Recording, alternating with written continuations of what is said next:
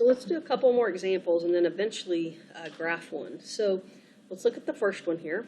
I want to first find my hole, so I'm going to start by graphing. So 3 and x minus 3, and on bottom I have x minus 3.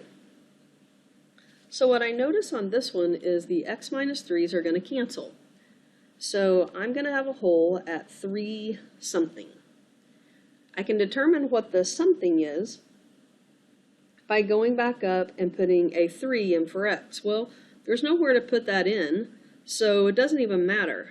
What's going to happen is I'm just going to be left with what's there. So I'm going to have a hole at 3, 3. The next thing I want to look for is the X-Intercept. So the X-Intercept is when I have a 0 for y. So if I go set what's left equal to y,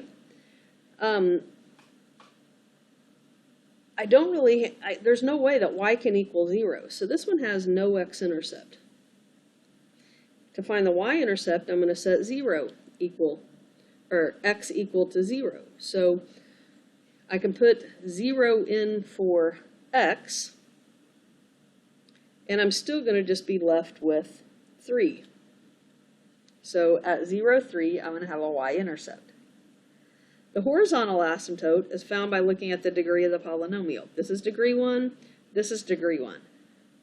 So since they're the same, I'm going to do 3 divided by 1, which is 3. The vertical asymptote, we look to see what's left, and there's nothing left down here, so this one has no vertical asymptote. I want to show you what this one looks like on the graphing calculator. I'm going to go type that in here. So if I type in parenthesis 3x minus 9 parenthesis, divide by parenthesis x minus 3, and hit graph. Notice that it's a line that goes straight across at 3. Has no x-intercept. It crosses at 0, 3. We have a hole at 3, 3. You really can't see it on the graph, but look what happens when I go to the table and I go down to the number 3. It says that there's an error. That means that there's a hole in the graph there. So really, if I graphed this one on graph paper, it would be at 3, but at 3, 3 it would have a hole and then keep going like this. Let's look at the next one. So I want to start by factoring. So this is already factored because it's 5 times x. And this one you can factor out an x, and you're left with 3x plus 7. So what's going to cancel here is an x and an x. So that means I'm going to have a hole at 0 something. So I'm going to go back and put 0 in for x. So I would get 3 times 0, which is 0, plus 7. So 0 plus 7 is 7. And 5 times 0 is 0. And 0 divided by 0 is 0. So I have a hole there. The x-intercept is when I put 0 for y. So if I set this new equation equal to 0, that would mean that I would be setting the top part equal to 0. So the only way to make 5 times 0 equal to 0 is if x was 0. So, and I already have a hole there, so it's none. If I set x equal to 0, well, notice I already have a hole there too, so that one is none. So we don't have any x-intercept or any y-intercept. Let's look at the horizontal asymptote. This is degree 2 and degree 2. So the horizontal asymptote is going to be at y equals 5/3. And the vertical asymptote is the place where this is equal to 0. So where 3x plus 7 equals 0. So where 3x equals negative 7, or x equals negative 7/3. All right, let's graph. So let's start with this first one. I'm going to start by factoring.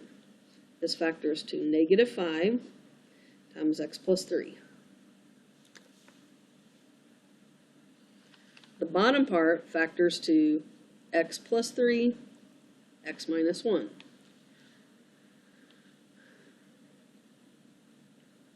So the x plus 3's cancel.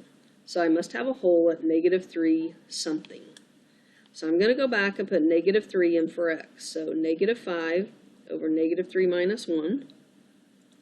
So -5 over -4, which is positive 5 over 4. And if you put that in your calculator, you get 1.25.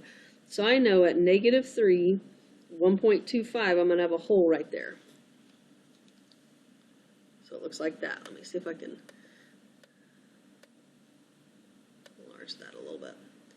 Okay, let's find the x-intercept. The x-intercept is when I set it equal to 0. So I'm going to go back to my equation, y equals -5 over x minus 1, and I'm going to make this equal to 0.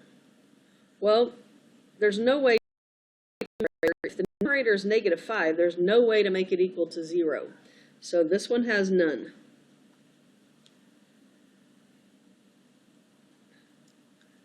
The next part, the y-intercept, is when we set x equal to 0. So if I go back up here and I put 0 where the x is, I'll have -5 over -1, which is positive 5. So I have a y-intercept at 5. The horizontal asymptote, since it's bigger on bottom, I have a horizontal asymptote at y equals 0. So it's going to kind of look like this. And then a vertical asymptote with what's left, I don't want this bottom part to be 0, so I don't want x to be 1. So I'll have a vertical asymptote, x equals 1. So at this point in time, on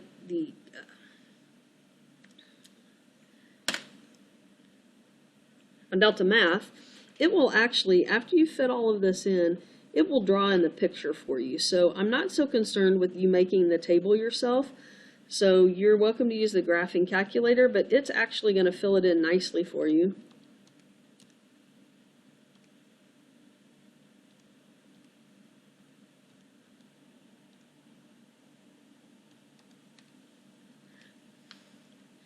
And so it sees where your hole is, and it sees where the graph goes, and you can tell that the vertical asymptote